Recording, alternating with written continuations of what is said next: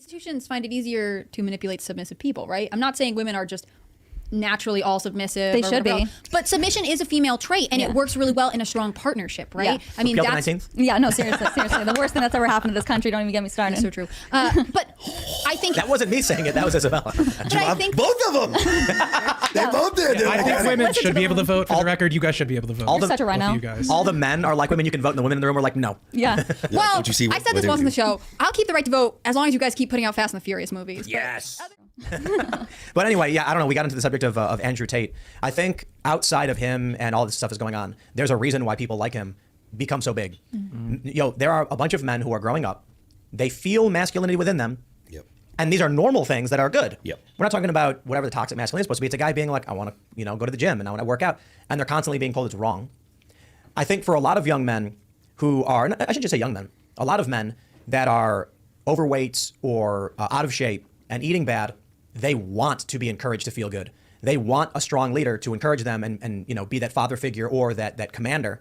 So you're seeing people, it's funny, Jordan Peterson, right? Jordan Peterson's no fighter. I mean, politically, he's a fighter. I mean, that whole C-16 bill in Canada, the dude went to war over this, but he's also kind of a frail intellectual.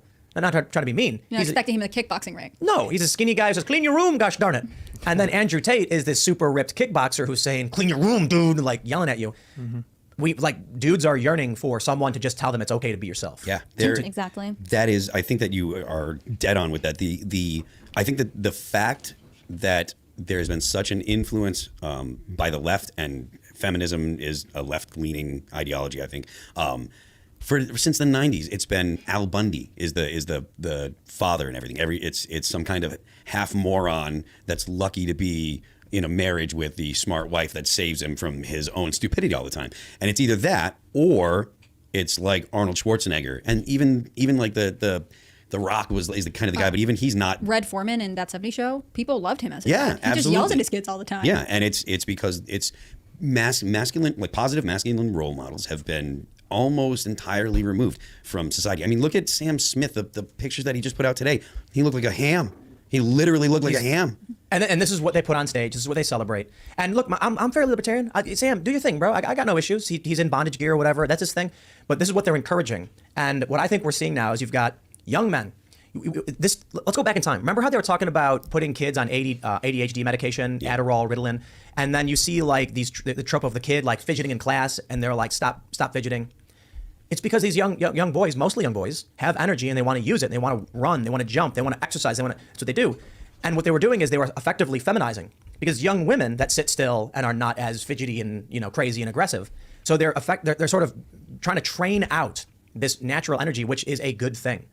Guys grow into it, they focus it, and they utilize that for lifting steel beams and doing construction or playing sports or whatever. But they're trying to lock these kids up. And they said, oh, these kids don't want to stop fidgeting, give them drugs. Yeah. Mm-hmm. People are trying to break out of this cage. And for some reason, there is a strong effort to promote the idea that they should be in the cage. Institutions find it easier to manipulate submissive people, right? I'm not saying women are just naturally all submissive. They should be. But submission is a female trait, and it works really well in a strong partnership, right? Yeah. I mean, that's... 19th? Yeah, no, seriously. The worst thing that's ever happened to this country, don't even get me started. That's so true. But I think... That wasn't me saying it, that was Isabella. But I think... Both of them!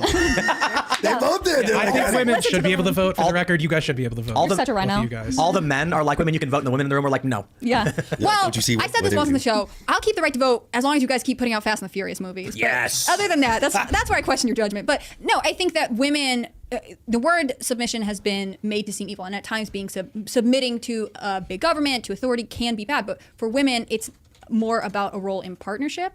And I think that for public schools, let's say with boys, if you give a young girl a direction, go to your desk and sit down and be quiet, maybe she'll do it because maybe that's her energy and that's what comes with being female. And if a little boy is like, but I want to do that thing over there, whatever, like, it's not a bad thing. They're just different, right? But it becomes easier to...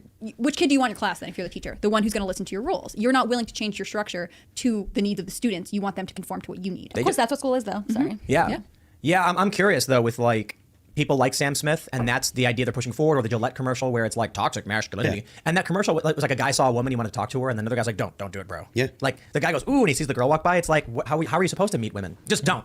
Like you don't need. That's the message given to young guys. Like, I mean, young dudes that are like not like the top 10% of dudes or whatever, they got it rough. They got it real rough. Have you seen these? There are these old interviews with incels. It's like a normal looking guy, but he's convinced something's wrong with him, or he's ugly because he's not a Chad or whatever.